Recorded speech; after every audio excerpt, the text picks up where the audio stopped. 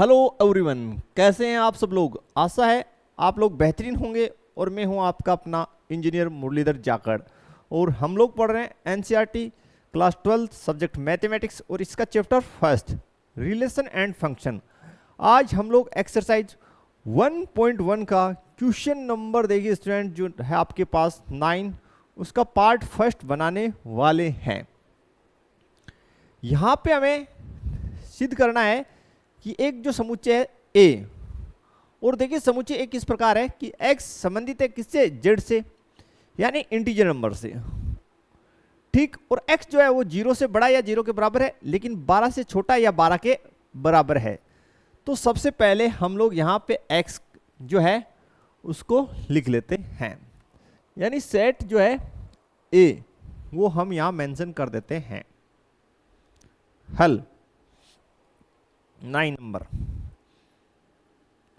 तो सेट ए के जो एलिमेंट हैं वो आप यहां मेंशन कर दीजिए, ठीक है भाई। देखिए वो क्या होंगे, आप कहेंगे सर 0 1 2 3 4 5 6 7 8 9 10 11 एंड 12 है। ये हमारे हो गए स्टूडेंट सेट ए के एलिमेंट। जो सेट हमें यहाँ पे ऊपर जो है सेट ए हमें रोस्टर रूप में दे रखा था, सॉरी समुच्चय निर्माण रूप में दे रखा था, उसको हमने रोस्टर रूप में लिख लिया।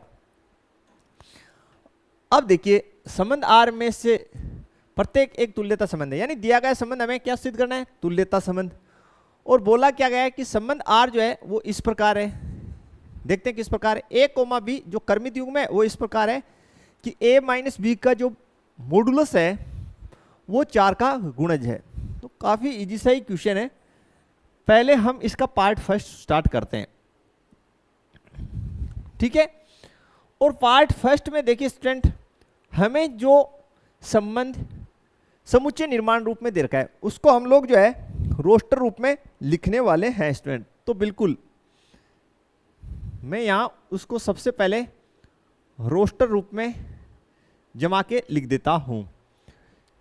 चूंकि हमें दिया गया संबंध कर्मित युग्म के रूप में लिख रखा है कि ए कोमा बी इस प्रकार है, ए माइनस बी का जो ठीक है डिफरेंस है, यानी ए माइनस बी का मॉडुलस, यानी डिफरेंस करने के पश्चात जब हम उसका मॉडुलस देते हैं वो 4 का गुणज प्राप्त होगा। तो देखिए सबसे पहले बात करते हैं, देखिए 0,0 ये जो ऑर्डर्ड पेयर है, ठीक है। 0,0 ये कैसा 0 माइनस 0, यहां देख लीजिए जब आप 0 माइनस 0 देन आपको रिजल्ट क्या प्राप्त होगा, आप कहेंगे सर 0, तो 0 क्या है 4 का गुणज है। फिर देखिए 4 का गुणज होने के लिए ए माइनस बी इसका डिफरेंस कितना आना चाहिए, 4 आना चाहिए, हाँ है ना। देन आप क्या बनाएंगे अगला ऑर्डर पेयर, तो 0,4, ठीक है बिल्कुल। एंड 0,8 एंड 0,12 है। फर्स्ट ये आप बना लेंगे ये ऑर्डर्ड पेयर्स। बिल्कुल यहां तक आप लोगों को समझ में आ जाना चाहिए स्टूडेंट। एंड देन जो नेक्स्ट ऑर्डर्ड पेयर है वो हम लोग लिख लेते हैं। देखिए 1 का किस किस के साथ बन सकता है, तो 1 का जो है 1 के साथ बनेगा, तो दोनों का जो है देखिए 1 माइनस 1 इजिकल्स टू आपको क्या प्राप्त होगा 0, और 0 क्या है 4 का गुणज है, तो 1,1 बन जाएगा। एंड यहां से बना लीजिए 1,5, ठीक है। तो 1,5 का मतलब हो गया 1 माइनस 5 देन माइनस 4 और उसका मॉडुलस कितना 4, तो वो 4 का गुणज है। And 1,0 9 and clear 1,9। ठीक है, तो 4, इसका डिफरेंस 4 आ रहा है, इसका 8 आ रहा है। ठीक, आगे देखिए 2 का, तो 2,2 इनका डिफरेंस जो है आपको पता ही है, 2,2 के लिए तो कैसे लिखेंगे, 2 माइनस 2 क्या आ जाएगा, 0 रिजल्ट, और 0 4 का गुणज है। आगे चेक करिए, 2,6, ठीक है, 2,10 यहां तक आपको हो जाना चाहिए। 3 का देखिए स्टूडेंट, 3,3, 3,7 इनका डिफरेंस 4 हो जाएगा। फिर देखिए, और 3,11, ठीक है, इसका डिफरेंस -8 और मॉडुलस है तो पॉजिटिव हो जाएगा, समझे, यानी 3 माइनस 11 ये आ जाएगा -8, देन आपको 8 रिजल्ट दे देगा। ठीक है स्टूडेंट्स, फिर देखिए 4 का, तो 4,4,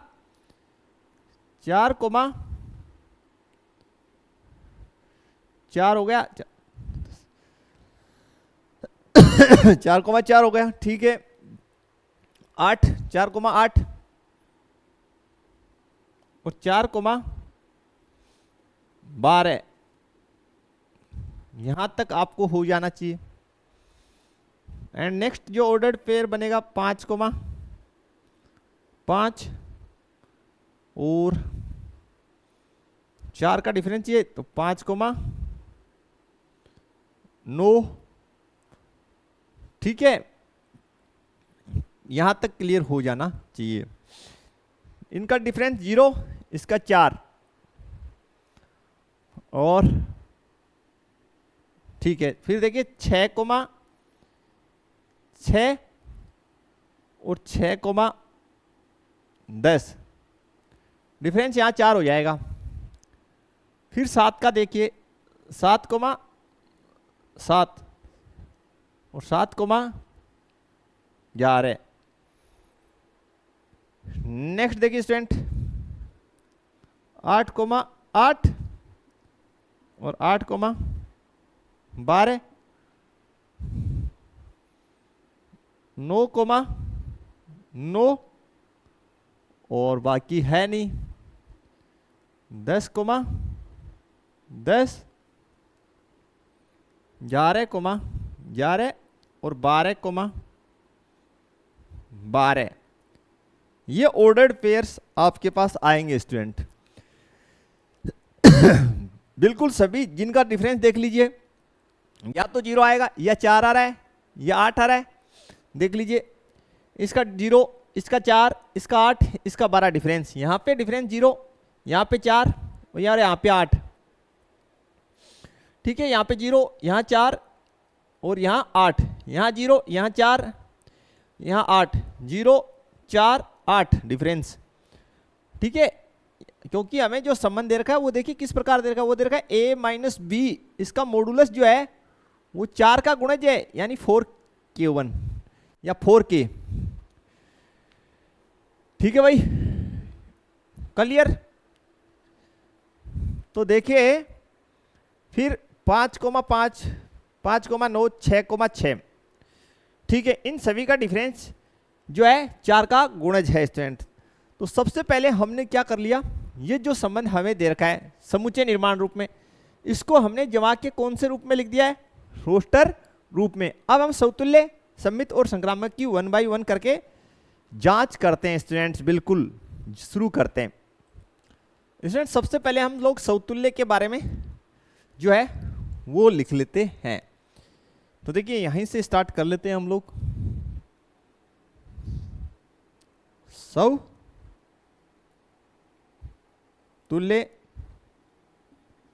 संबंध, तो किसी भी संबंध के जो समतुल्य होने के लिए आवश्यक है कि जो दिया गया सेट है और दिया गया सेट क्या है ए, उसके सारे अवयव स्वयं में संबंधित हो। तो देख लीजिए 0 से 0 में, 1 से 1 में, 2 से 2 में, 3 से 3 में, 4 से 4 में, 5 से 5 में, 6 से 6 में, 7 से 7 में, 8 से 8 में, 9 से 9 में, 10 से 10 में, और 11 से 11 में, और 12 से 12 में संबंधित है। तो लैंग्वेज के रूप में कैसे लिखेंगे, यहां लिखेंगे, हम लिखेंगे modulus a minus A is equal to 0, चूंकि देन 0 4 का गुणज है। 0 किसका गुणज है, 4 का। देन हम यहां लिख देंगे a belongs to r, and then लिख दीजिए संबंध r, संबंध r समतुल्य है, समतुल्य संबंध है, समतुल्य संबंध है। क्लियर हो जाना चाहिए। आगे बात करते हैं सममित संबंध की। सममित संबंध की बात कर लेते हैं स्टूडेंट। तो हमेशा की तरह हम लोग डेफिनेशन से ही स्टार्ट करेंगे। यहां तो यहां लिखेंगे यदि a, b संबंध में है, a, b किस में संबंध में है, जहां a और b संबंधित है किससे, सेट a से। तो देन हम लिखेंगे a माइनस बी का मॉडुलस बराबर है 4k, यानी 4 के गुणज के। देन हम लिखेंगे इसमें से माइनस कॉमन ले लेते हैं, तो a माइनस बी में से माइनस कॉमन ले लिया तो b माइनस ए, हमारे पास क्या हो गया, b minus A is equal to 4k। ठीक है स्टूडेंट। तो मॉडुलस में माइनस है तो उसको क्या कर देगा, आप कहेंगे सब प्लस कर देगा। देन हम लिख देंगे b minus A is equal to 4k, और देन आप लिख दीजिए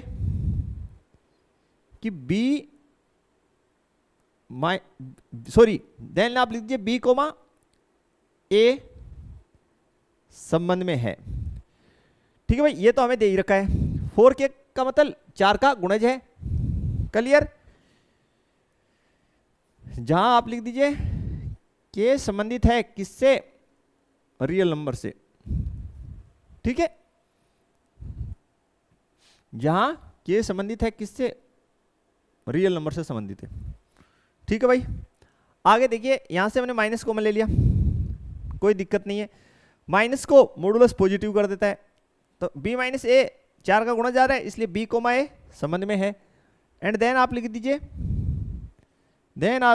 संबंध r, संबंध r सममित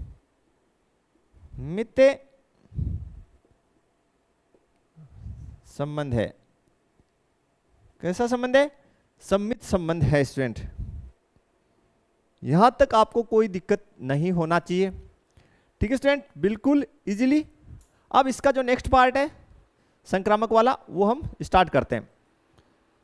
ठीक है स्टूडेंट, बिल्कुल आसान सा है। और आपको देखो क्वेश्चन में दे रखा है x जो है संबंधित है किससे, इंटीजर नंबर से। तो यहां पे भी आप लिख दीजिए जो k जो है वो किससे संबंधित है, इंटीजर नंबर से कर लीजिए। यहां पे k संबंधित है किससे, इंटीजर नंबर से। तो स्टार्ट कर लेते हैं इसके संक्रामक वाला पार्ट। तो संक्रामक के लिए आपको पता है स्टूडेंट, हम लोग जो है दो क्रमित युग्मों को संबंध में लेके चलते हैं। तो यहां से स्टार्ट करेंगे संक्रामक संबंध के लिए।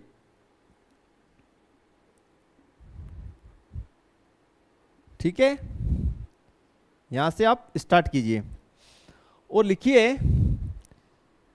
यदि ए कोमा बी संबंध में है तथा बी कोमा सी संबंध में है, बी कोमा सी संबंध में है, जहां ए कोमा बी कोमा सी संबंधित है किससे, सेट ए से, सेट ए से। तो इसको हम दिए गए संबंध के आधार पर लिखेंगे। देखिए स्टूडेंट, हम लिख देंगे ए माइनस बी का मॉडुलस बराबर है किसके, 4k1 के, वेयर यानी जहां k1 संबंधित है किससे, इंटीजर नंबर से। इसको हम दे देंगे समीकरण 1। और देखिए इसके बेस पे हम क्या लिखेंगे, b कोमा सी संबंध में, इसके बेस पे हम लिखेंगे b माइनस सी का मॉडुलस ये बराबर है 4k2 के, और इसको हम देंगे समीकरण नंबर 2, वेयर यानी जहां k2 किससे संबंधित है, z से यानी इंटीजर यानी पूर्णांक से। समीकरण 1 व 2 को जोड़ दीजिए आप, समीकरण 1 प्लस समीकरण 2 से, 1 प्लस 2 से, देखिए ठीक है। और समीकरण 1 प्लस 2 करने से पहले थोड़ा सा काम और कर लेते हैं स्टूडेंट, तो बहुत ही अच्छा रहेगा। क्या कर लेते हैं, यहां से मॉडुलस हटाते हैं। तो मॉडुलस जैसे हम हटाएंगे तो हम लिख देंगे a माइनस बी बराबर प्लस माइनस 4k1। ठीक है स्टूडेंट, इसको समीकरण 1 हटा रहा हूं मैं, और इसको भी 2 हटा रहा हूं, और इसको मैं समीकरण 1 दे रहा हूं, और यहां से मैं मॉडुलस हटाऊंगा तो लिखूंगा b minus C equals two plus minus 4k2, और इसको मैं इक्वेशन नंबर 2 दे रहा हूं। अब हम इक्वेशन 1 और 2 को ऐड करेंगे, और यहां लिखेंगे समीकरण 1 प्लस समीकरण 2 से। तो देखिए student, a minus B plus b minus C बराबर plus minus 4k1 plus minus 4k2, minus B plus B cut जाएगा तो a माइनस सी बराबर, आप 4 कॉमन ले लीजिए, ठीक है स्टूडेंट, या प्लस माइनस 4 कॉमन ले लीजिए। तो प्लस माइनस 4 हमने कॉमन ले लिया, तो अंदर मेरे पास हो गया k1 प्लस k2। इस प्लस माइनस के चिन्ह को जब हम हटाएंगे तो इधर क्या लग जाएगा, मॉडुलस। तो a माइनस सी का मॉडुलस, a माइनस सी का मॉडुलस बराबर 4 मल्टीप्लाई k1 प्लस k2। अब यहां एक बात और लिख दीजिए प्यारी सी, जहां k1 प्लस k2 ये बिलोंग करते हैं किससे, z यानी इंटीजर नंबर्स। ठीक है स्टूडेंट, इसके बेस पे आप क्या लिख सकते हैं, देन आप लिख दीजिए a comma C belongs to r, a comma C belongs to r। ठीक है, यहां तक क्लियर हो जाना चाहिए बिल्कुल। एंड देन आप लिख दीजिए संबंध r, संबंध r संक्रामक है। संबंध r कैसा है, संक्रामक है। अब स्टूडेंट, चूंकि संबंध r संक्रामक है, समतुल्य भी है, सममित भी है, देन फाइनली आप लिख देना अतः दिया गया संबंध, चूंकि दिया गया संबंध समतुल्य संबंध है, सममित है और संक्रामक है, अतः दिया गया संबंध तुल्यता संबंध है। अब हमें इसका एक पार्ट और करना है। प्रत्येक दशा में a से संबंधित अवयवों को ज्ञात कीजिए। कि भाई आपको ये देखना है कि 1 से संबंधित कौन कौन है। तो देखिए 1 से संबंधित अवयव कौन कौन है, 1,1 वाला पेयर, 1,5 वाला, 1,9 वाला। तो 1 से संबंधित अवयव हुए कौन? 1, 5 और 9। तो यहां लिख देता हूं, थोड़ी स्पेस में बना लेता हूं स्टूडेंट इसमें बिल्कुल। तो स्टूडेंट एक सुंदर सी लैंग्वेज बना के आप लिख दीजिए, यहां लिख दीजिए 1 से संबंधित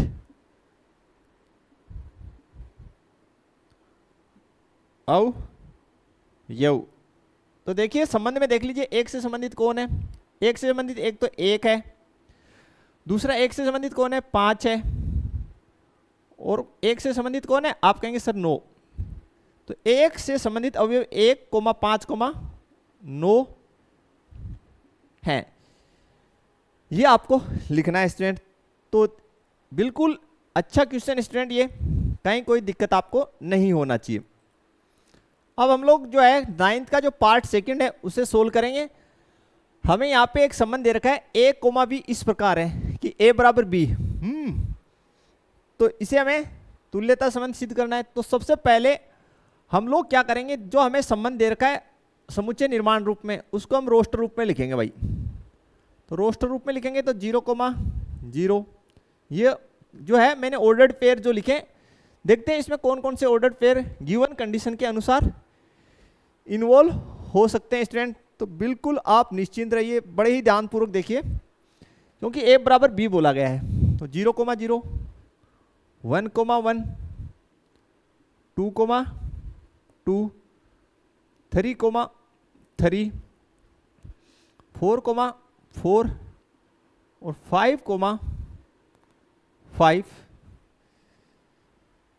6, 6, 7, 7, 8, 8, 9, 9, 10, 10, 11, 11 और 12, 12। ये जो है ये ऑर्डर्ड पेयर जो है ये दिए गए संबंध में शामिल होंगे।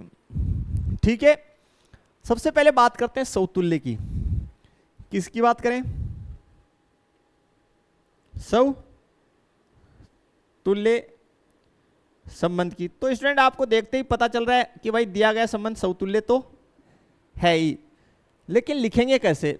लिखने के लिए आप लिखेंगे चूंकि a बराबर a, then a, a belongs to R, then जो संबंध R है, संबंध R समतुल्य, कौन सा? समतुल्य संबंध है। यहां तक आपको क्लियर हो जाना चाहिए। और नेक्स्ट जो हमें चेक करना है वो है सममितीय संबंध चेक करना है। कौन सा संबंध चेक करना है? सममित संबंध चेक करना है। तो देखिए स्टूडेंट, सममित संबंध के लिए हम लिखेंगे यदि a, b belongs to R, ठीक है, वेयर जहां A और B जो है संबंधित है किससे? सेट A से। देन आप लिख दीजिए, ठीक है भाई, A बराबर B, और उससे आप क्या लिख सकते हैं? B बराबर A, एंड देन आप लिख सकते हैं B, A संबंध में है, देन संबंध R सममितीय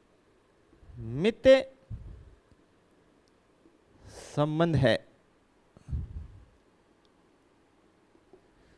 सममित संबंध है। स्टूडेंट यहां पे देखिए, ये जो हमारे पास जो संबंध है इसमें जितने भी ऑर्डर्ड पेयर हैं, ये सारे के सारे जो ऑर्डर्ड पेयर हैं ये समतुल्य वाले हैं। तो एक खास निष्कर्ष यहां से निकल के आता है कि भाई ऐसा कोई संबंध जिसमें केवल और केवल हमें समतुल्य वाले ऑर्डर पेयर दे रखे हों, देन उस स्थिति में वो संबंध सम्मित होगा।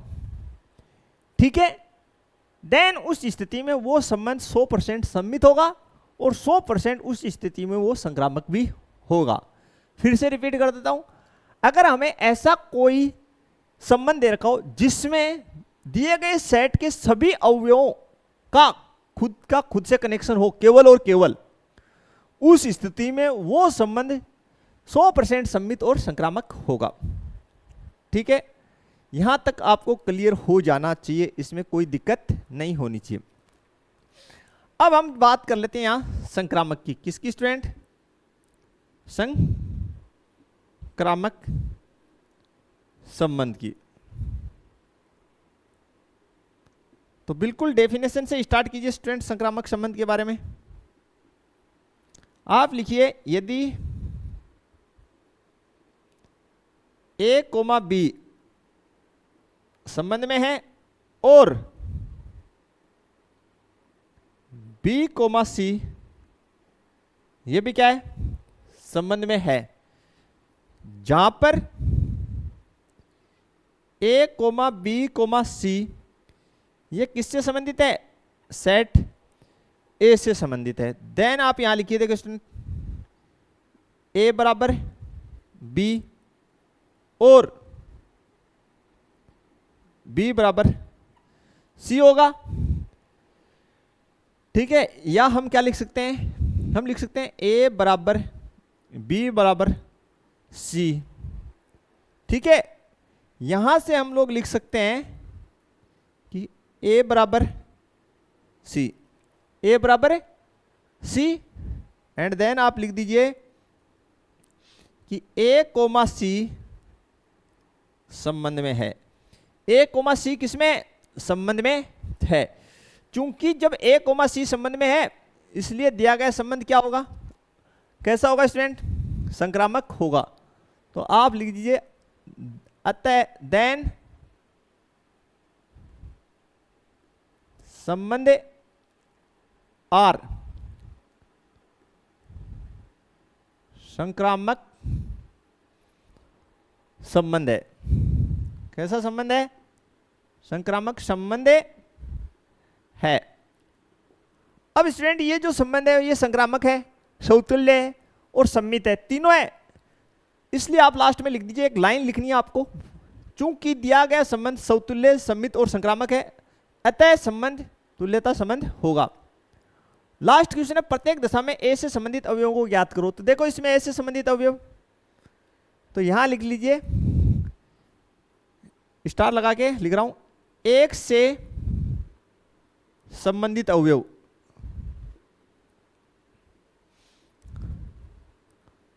अवयव कौन है? 1 है।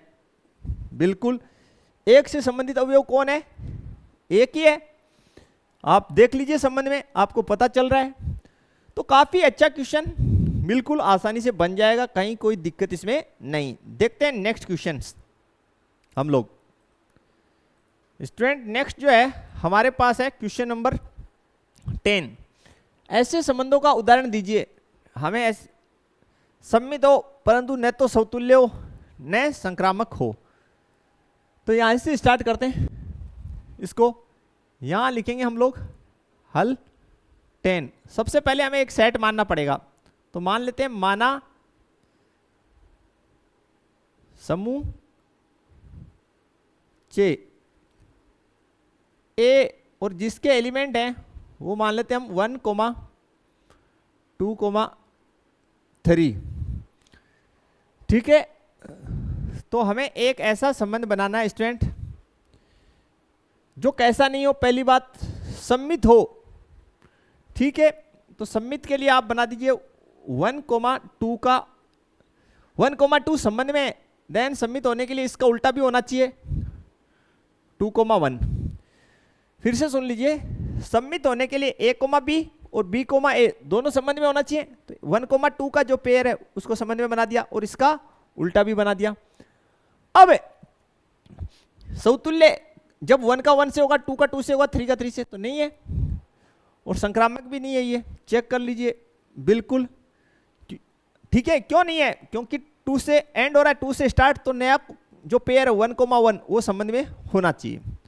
तो बिल्कुल ये आपका, इस प्रकार से आप बहुत सारे बना सकते हैं स्टूडेंट खुद भी, ठीक है। नेक्स्ट देखिए, संक्रामक हो परंतु न समतुल्य न सम्मित। ठीक है स्टूडेंट, तो देखते हैं संक्रामक हो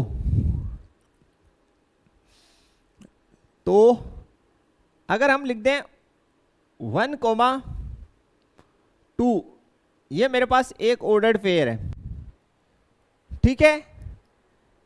ये भैया न तो समतुल्य, अब बोला सम्मित, तो सम्मित तो नहीं है ये, लेकिन संक्रामक है। बोला सर क्यों? क्योंकि देखिए ऐसा कोई संबंध, ये जगह 2 पे एंड हो रहा है और 2 से स्टार्ट होने वाला हमें मिल ही नहीं रहा, तो देन हम इसको पास कर देंगे, संक्रामक में काउंट होगा।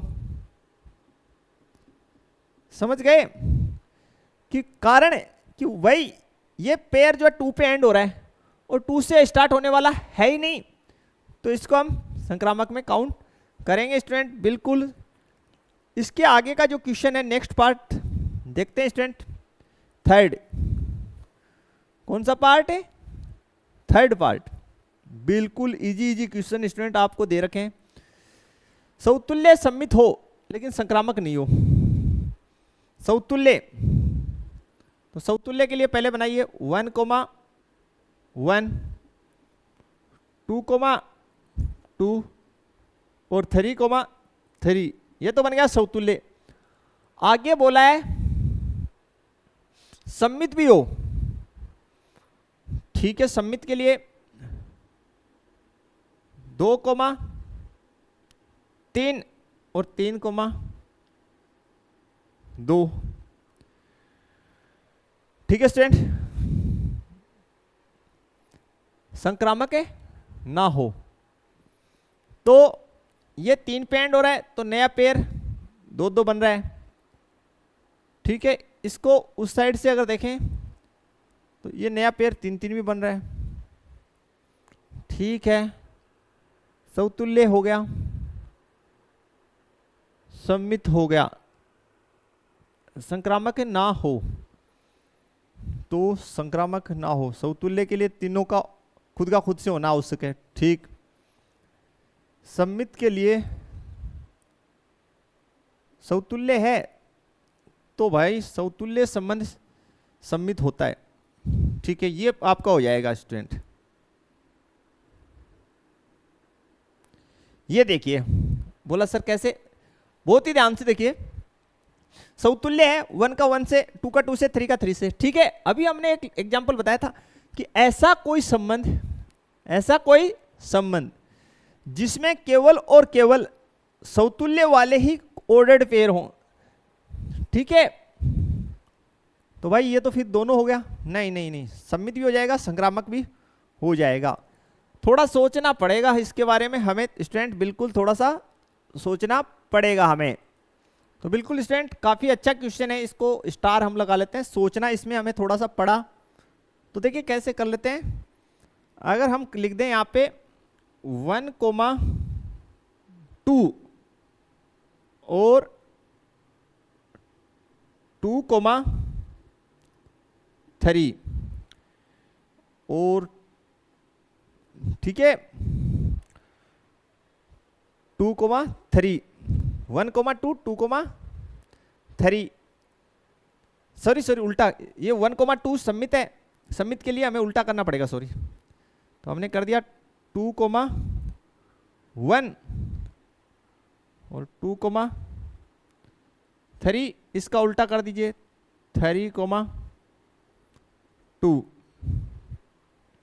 इसमें देखते हैं, देखिए स्टूडेंट, समतुल्य के तीनों आ गए। सम्मित के लिए 1,2 का उल्टा है 2,1, 2,3 का उल्टा 3,2।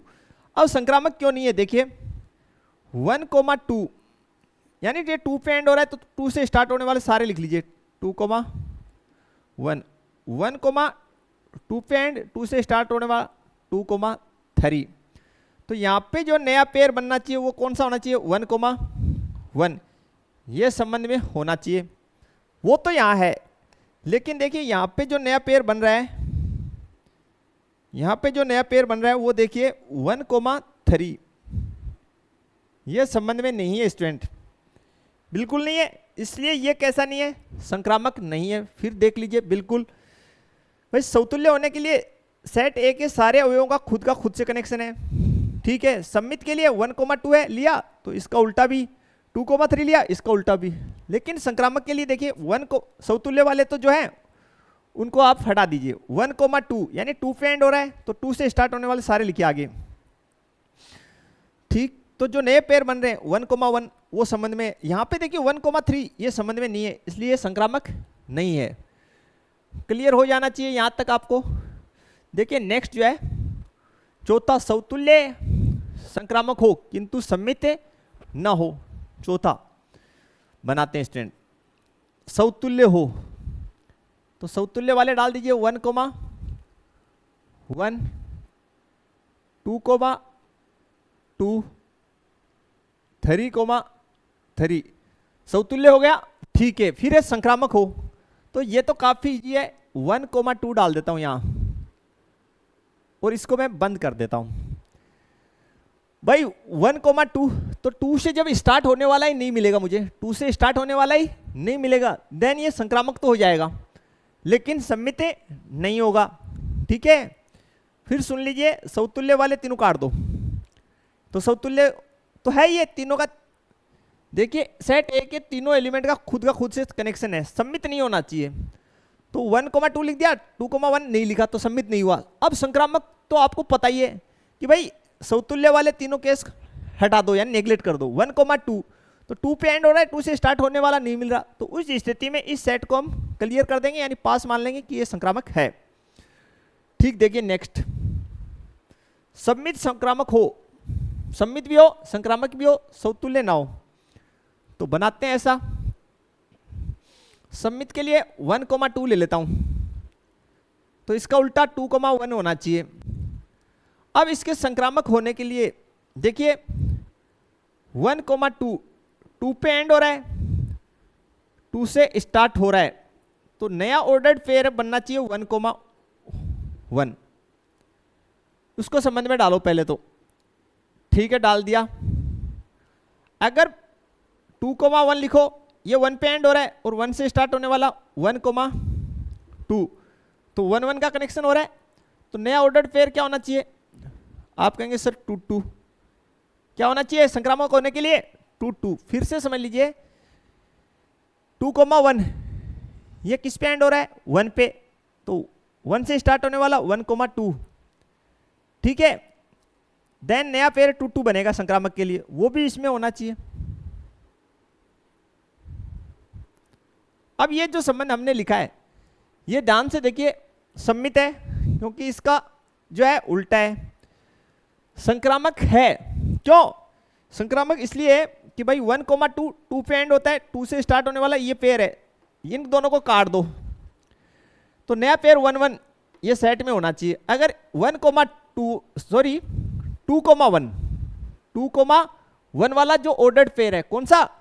2,1 वाला, ये 1 पे एंड हो रहा है और 1 से स्टार्ट होने वाला इसके आगे लिखा, तो नया ऑर्डर्ड पेयर 2,2 ये भी संबंध में होना चाहिए, है, इसलिए ये क्या है? संक्रामक है।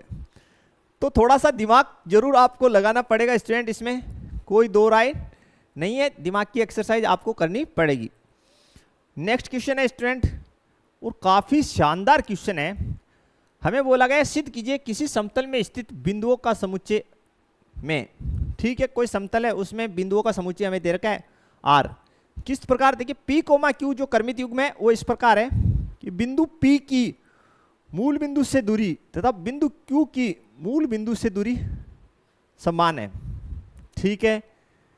द्वारा प्रदत्त संबंध आर तुल्यता संबंध है। फर्स्ट तो यही सिद्ध करना है, तो बिल्कुल देखिए स्टूडेंट स्टार्ट करते हैं हम लोग इस क्वेश्चन को बनाना। तो यहां हम लोग लिख लेते हैं हल, क्वेश्चन नंबर 11, ठीक है। क्वेश्चन नंबर 11 का जो है हल हम लोग स्टार्ट करते हैं। सबसे पहले मान लेते हैं, यहां लिखना पड़ेगा लैंग्वेज, माना मूल बिंदु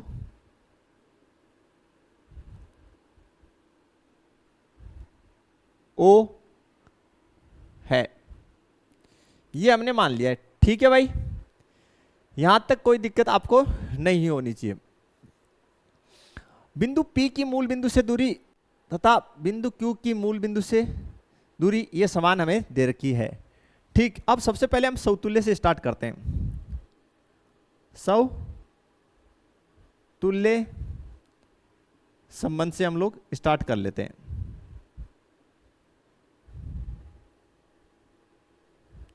तो यहां पे लिखेंगे चूंकि OP बराबर OP,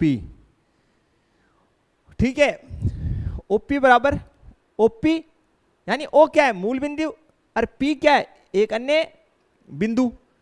तो देन लिख देंगे बिंदु P की मूल बिंदु से दूरी बराबर है बिंदु P की मूल बिंदु से दूरी के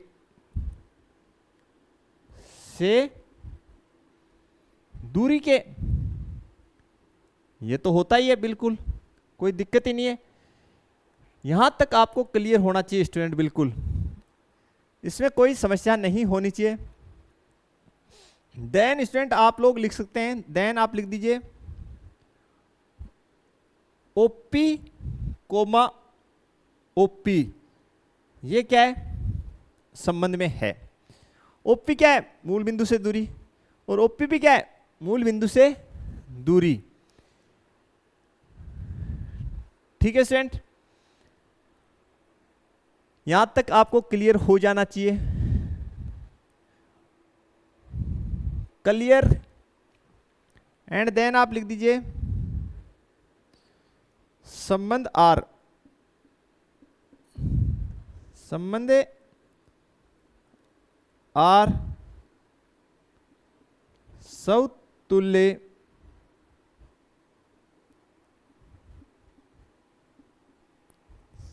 संबंध है। ठीक है, और यहां पे इसके आगे एक और लिख दीजिए आप, एक चीज और, then P comma P belongs to R। तो थोड़ा अटपटा ना लगे कि OP मूल बिंदु से दूरी है किसकी, P की, और OP भी क्या है, मूल बिंदु से दूरी है किसकी, P, ये संबंध में, देन P कोमा P ये भी क्या होगा, संबंध में होगा। जैसे हमें पर्सन में देखा वैसे ही लिख दिया। अब देखिए इसको लिखते हैं किसके लिए, सममित के लिए, सममित संबंध के लिए लिख लीजिए। तो यार एकदम इजी सा ही क्वेश्चन है, इसमें कोई ज्यादा कटवट है नहीं। आपको क्या दे रखा है, वहीं से शुरू कीजिए। बिंदु P की मूल बिंदु से दूरी, यहां लिख लीजिए यदि P comma Q belongs to R, P comma Q belongs to R, और देन आप लिख दीजिए बिंदु P की मूल बिंदु से दूरी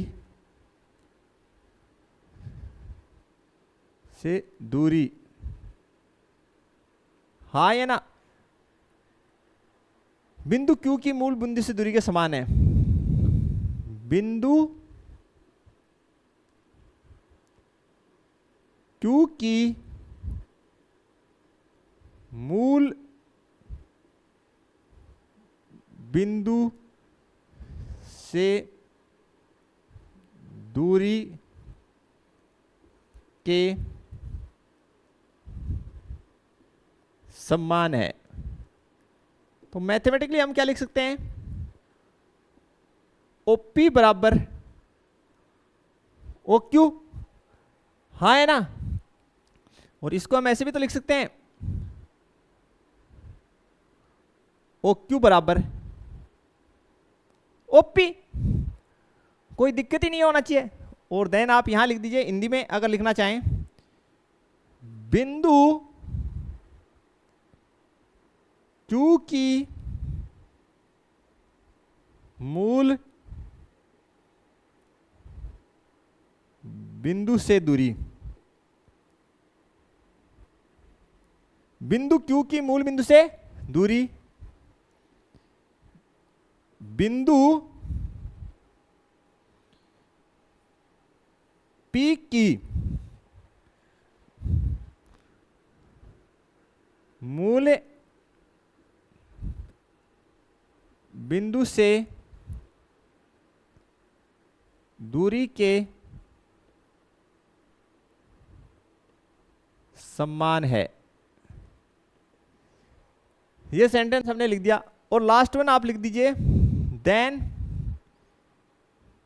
Q, P belongs to R।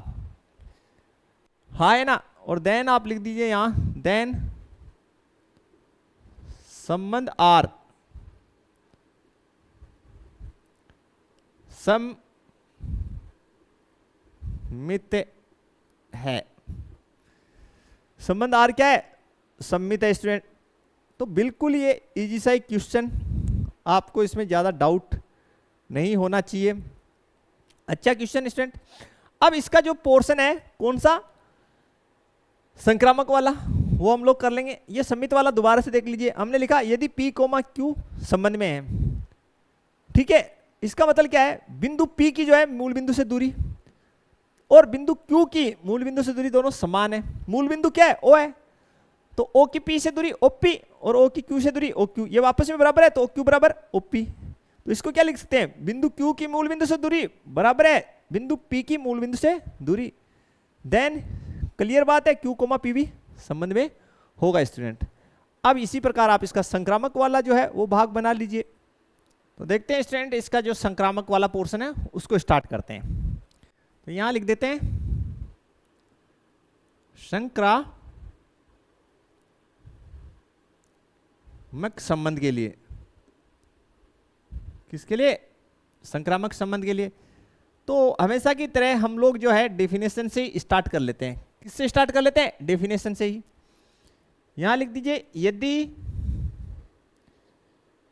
P, Q संबंध में है और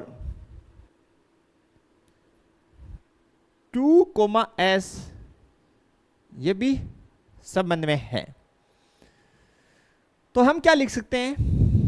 देन हम लिख सकते हैं स्टूडेंट यहां से कि OP बराबर OQ और OQ बराबर OS, यानी बिंदु P की मूल बिंदु से दूरी बराबर है किसके? बिंदु Q की मूल बिंदु से दूरी के। और यहां क्या लिखा? बिंदु Q की मूल बिंदु से दूरी बराबर है किसके? बिंदु S की मूल बिंदु से दूरी के। तो यहां से ऑल ओवर निष्कर्ष आप लोग क्या लिख सकते हैं? देखिए, OP बराबर OQ बराबर OS। और देन आप क्या लिख दीजिए? OP बराबर OS। हाँ है ना। देन आप लिख दीजिए बिंदु P की मूल बिंदु से दूरी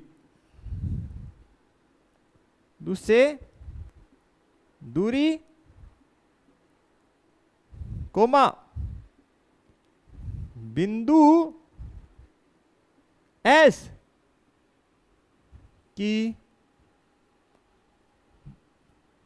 मूल बिंदु से दूरी समान है, समान है। देन आप क्या लिख सकते हैं? यहां से लिख दीजिए, देन जो है P, S belongs to R संबंध में होंगे। देन आप लिख दीजिए संबंध R संक्रामक संबंध है, संबंध आर संक्रामक संबंध है। अब चूंकि दिया गया संबंध, अतः संबंध आर तुल्यता संबंध भी है। संबंध आर तुल्यता संबंध है। क्यों? क्योंकि दिया गया संबंध समतुल्य, सममित और संक्रामक है। तो काफी इजी सा ही क्वेश्चन है स्टूडेंट ये। अब इसमें एक एडिशनल पार्ट और है, उसको हम लोग बनाते हैं स्टूडेंट बिल्कुल आसानी के साथ। अब इसका जो एडिशनल पार्ट है स्टूडेंट, उसको हम लोग देख लेते हैं। हमें बोला गया है कि भाई जो बिंदु P है वो 0 0 नहीं है, यानी वो मूल बिंदु नहीं है, से संबंधित सभी बिंदुओं का समुच्चय P, यानी P जो है वो ऐसे बिंदुओं का समुच्चय जो मूल बिंदु नहीं है। ठीक है, होकर जाने वाले ऐसे वर्त का निरूपित करता है जिसका केंद्र मूल बिंदु है। तो बिल्कुल देखिए स्टूडेंट किस प्रकार से हम लोग करेंगे। मान लेते हैं ये हमारा ओरिजिन है, मूल बिंदु 0 0। ठीक है भाई। अब हमें बोला गया है, प्रश्न में हमें दे रखा है कि भाई बिंदु P वाला जो है, बिंदु P की मूल बिंदु से दूरी, और तो देखिए स्टूडेंट यहां पे जो भी बिंदु होगा इसकी जो है मूल बिंदु से दूरी, इसके अलावा यहां पे जो होगा उसकी मूल बिंदु से दूरी, इसके अलावा यहां पे जो भी होगा उसकी मूल बिंदु से दूरी, इस साइड जो होगा उसकी मूल बिंदु से दूरी, यहां पे जो होगा उसकी मूल बिंदु से दूरी, यहां पे जो होगा उसकी मूल बिंदु से दूरी, हाँ है ना, समान होगी। लेकिन वो क्या नहीं हो, 0 0 के अलावा, यानी हमें बोला गया कि ऐसा कोई भी बिंदु जो 0 0 नहीं है, उसके अलावा जो भी बिंदु है उनकी मूल बिंदु से दूरी क्या है, समान है। तो उस स्थिति में P जो है ऐसे बिंदुओं का ही तो समुच्चय है जो 0 0 नहीं है। लेकिन साथ में एक कंडीशन और है कि उनकी जो है मूल बिंदु से दूरी क्या है, समान है। तो भाई बिल्कुल ये उस स्थिति में क्या करेंगे, एक वर्त का निर्माण करेंगे स्टूडेंट। बिल्कुल किसका निर्माण करेंगे, वर्त का निर्माण करेंगे। ठीक है, तो बोला सर लिखेंगे कैसे, बिल्कुल इसकी जो लैंग्वेज है उसको हम लोग लिख लेते हैं स्टूडेंट बड़े आसानी के साथ। तो स्टूडेंट सबसे पहले एक हम सुंदर सा डायग्राम बना लेते हैं यहां।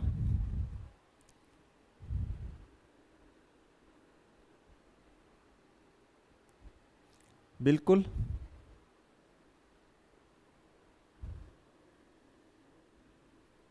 एक सुंदर सा डायग्राम बना लेते हैं। ठीक है स्टूडेंट, मान लेते हैं यहां पे हमारा बिंदु P है और ये हमारा मूल बिंदु O है। ठीक, और यहां पे हमारा बिंदु Q है। ठीक है भाई, बिंदु P की मूल बिंदु से दूरी और बिंदु Q की जो मूल बिंदु से दूरी है वो हमें आपस में बराबर दे रखी है। क्लियर, यहां तक आपको क्लियर होना चाहिए कि बिंदु P की मूल बिंदु से दूरी और बिंदु Q की मूल बिंदु से दूरी हमें क्या दे रखी है, बराबर दे रखी है। तो लिख लीजिए, चूंकि बिंदु P की मूल बिंदु से दूरी तथा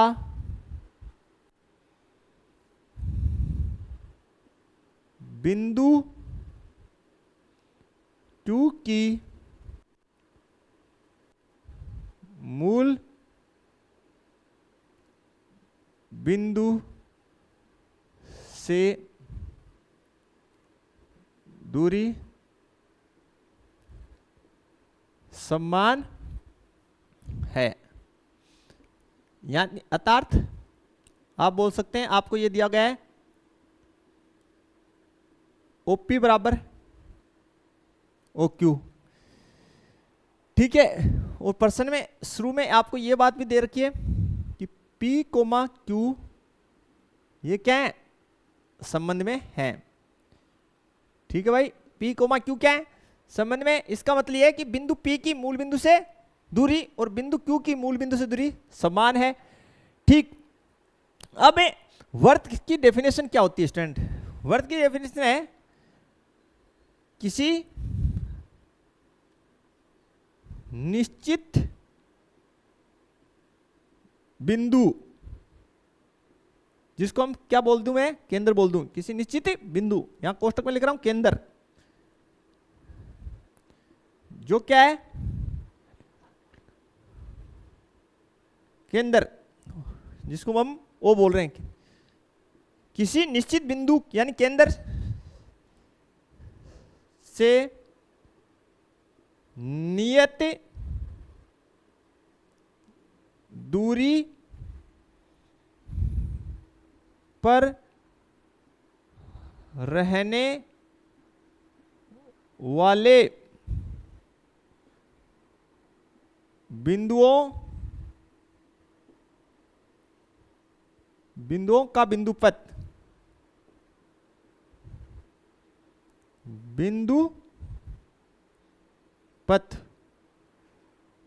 वर्त कहलाता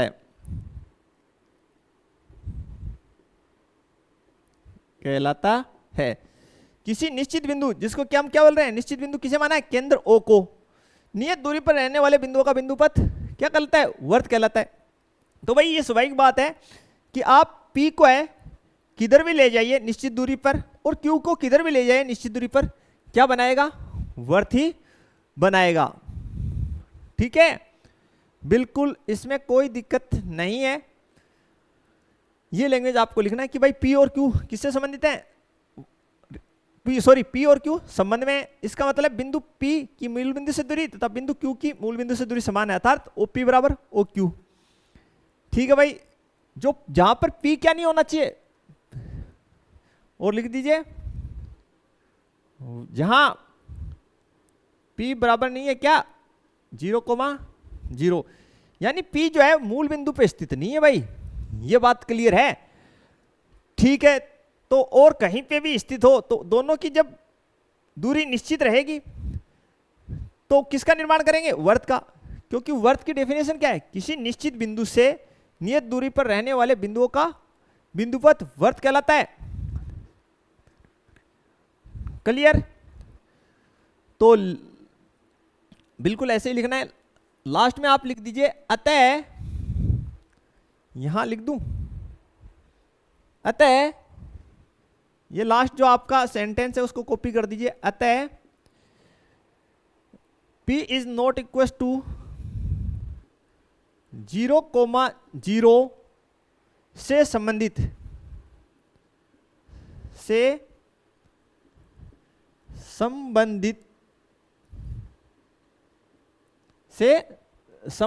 सभी बिंदु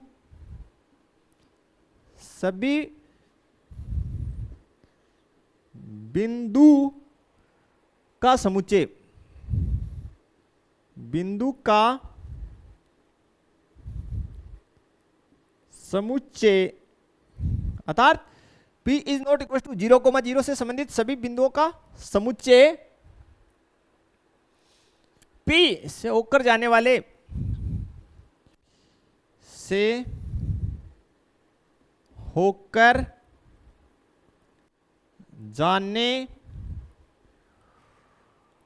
वाले एक वर्त को निरूपित करता है, जाने वाले एक वर्त को निरूपित करता है,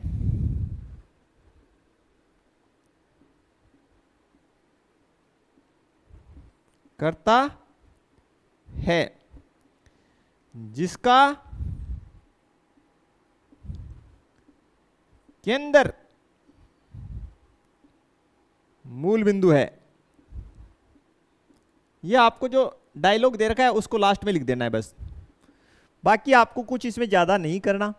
कि भाई फिर से समझ लीजिए, हमें पता है कि भाई P जो है बिंदु P वो 0 0 नहीं है। आज इसका मतलब ये सीधा सा है कि ये मूल बिंदु नहीं है। ठीक है भाई, तो मान लेते हैं P और Q मूल बिंदु के अलावा कहीं पे भी है, लेकिन खास बात क्या है कि बिंदु P और बिंदु Q की मूल बिंदु से दूरी क्या है, सेम दे रखी है। हमने ये लिखा P और Q संबंध में है, इसका मतलब बिंदु P की मूल बिंदु से दूरी तथा बिंदु Q की मूल बिंदु से दूरी समान है।